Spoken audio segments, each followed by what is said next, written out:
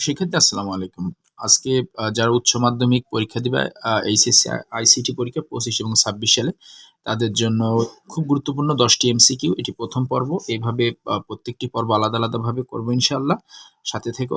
তো ১ম প্রশ্নটি দেখো, টেলিপ্রেজেন্সের প্রয়োগ ক্ষেত্র কোনটি?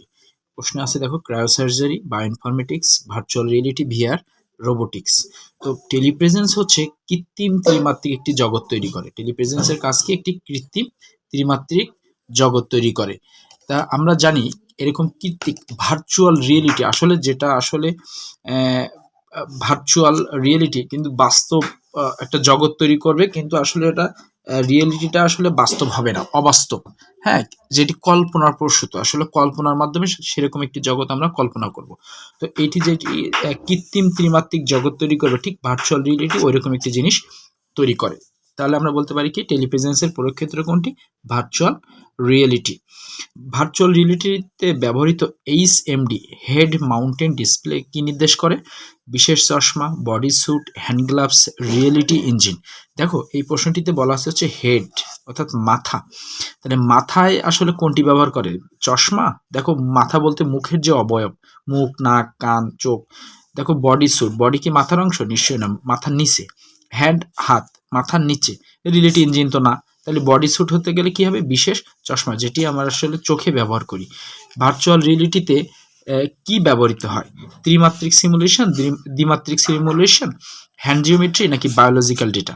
দেখো ভার্চুয়াল রিয়েলিটিতে আমরা জানি থ্রি ডাইমেনশনাল, এই জন্য এটাকে আমরা বলতে পারি ত্রিমাত্রিক সিমুলেশন। তাহলে ভিআরে ব্যবহৃত হয় কি? ত্রিমাত্রিক সিমুলেশন। ভার্চুয়াল রিয়েলিটির ক্ষেত্রে ব্যবহৃত সফটওয়্যার কোনটি? দেখো পাইথন, জাভা, ভিজার্ট এবং হচ্ছে অ্যাটম।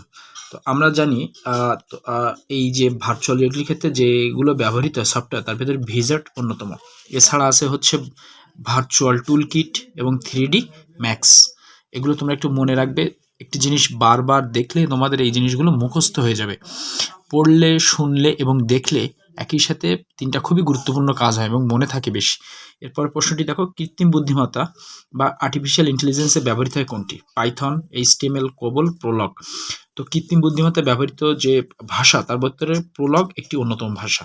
এছাড়া আছে হচ্ছে লিস্প, সি বা C plus plus, C Lisp, Java, Prolog. এগুলো একটু মনে রেখো। এটি হচ্ছে কৃত্রিম বুদ্ধিমত্তার ভাষা এবং এই শব্দটি প্রথম ব্যবহার করেন হচ্ছে জন ম্যাকার্থি। পরের প্রশ্নটি দেখো, মানুষের মস্তিষ্কের মতো কাজ করার পদ্ধতিকে কি বলে? Deep learning, machine learning, neural network, neural path. দেখো মেশ টপোলজিতে আমরা জানি এরকম বিভিন্ন এরকম যে বিভিন্ন নেটওয়ার্ক তৈরি হয়, সেই নেটওয়ার্ক সিস্টেমটাকে আসলে বলা হচ্ছে নিউরাল নেটওয়ার্ক। নিউরন থেকে সে নিউরন, স্নায়ু নেটওয়ার্ক। পরের প্রশ্নটি দেখো 7 নম্বর প্রশ্ন, এআইতে বারবার ভুল সিদ্ধান্ত থেকে সঠিক সিদ্ধান্ত নেওয়ার সক্ষমতা তৈরি হয় কিসের সাহায্যে? Reinforcement learning, unsupervised learning, enforcement learning, supervised learning. এই প্রশ্নটি হবে হচ্ছে রিইনফোর্সমেন্ট অর্থাৎ বলবৎকরণ যে শিক্ষা আছে সেটি আসলে বারবার ভুল সিদ্ধান্ত থেকে সঠিক সিদ্ধান্ত নেওয়ার সক্ষমতা তৈরি করে। রোবট গঠনের বিশেষত্ব হচ্ছে 3টি। কি? এই যে বিশেষ একটা যান্ত্রিক গঠন থাকবে, মেকানিক্যাল একটা কনস্টিটিউশন থাকবে এবং এছাড়া থাকবে হচ্ছে পাওয়ার সিস্টেম এবং অবশ্যই সেটাকে প্রোগ্রামিংয়ের আওতায় হতে হবে। প্রোগ্রামিং থাকে অর্থাৎ একটা রোবট চলমান করতে যা যা প্রক্রিয়া সেটি হচ্ছে আসলে ওর বিশেষত্ব। এরপরের প্রশ্ন দেখো, কোন পদ্ধতিতে অ্যাকচুয়েটর ব্যবহৃত হয়?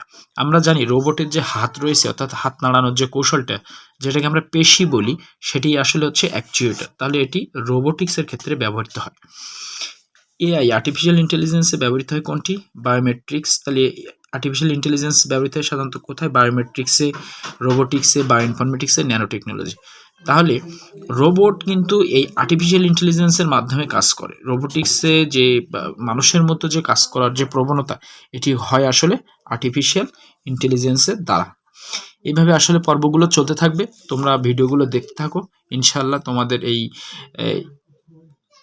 কি বলে এমসিকিউ টাইপের প্রশ্নে আর কোনো সমস্যা থাকবে না ইনশাআল্লাহ।